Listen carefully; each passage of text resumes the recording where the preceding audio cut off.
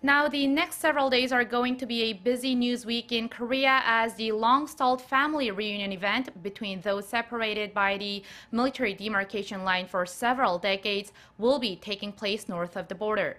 But before starting a highly emotionally charged week, we thought we'd start by giving you a preview of what to expect. Our Unification Ministry correspondent Oh Jung-hee tells us more.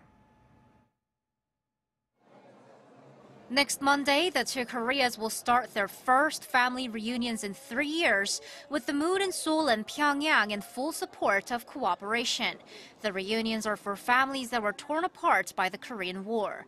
Seoul and Pyongyang agreed to hold them when officials met in June for Red Cross talks, and they'll be held for a week at North Korea's Mount Kumgang resort. The reunions are held in 2 rounds, the first when people chosen by South Korea meet their relatives from the north, and the second when those chosen by North Korea meet their relatives from the south. Seoul is sending 89 people, each of whom gets to take a relative with them as a chaperone. On Sunday, ahead of their trip, the South Koreans will all gather in the eastern city of Sokcho, where they'll be told about the do's and don'ts while they're in the north. After spending the night in Sokcho, they'll cross the border on Monday morning.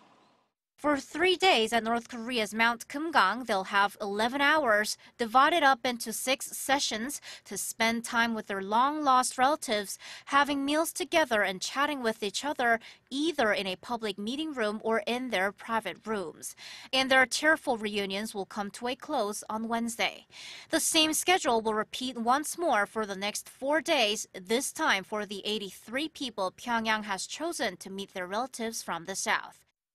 The week-long family reunions will come to an end on Sunday, August 26th.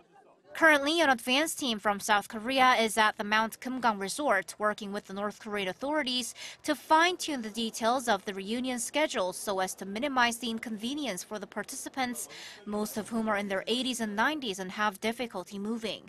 Seoul says it's bringing a lot more support staff than it did for previous reunions and will be caring most of all for the participants' health and safety. Already 9 families have given up participating in the reunions due to health problems. Oh Jung-hee, Arirang News.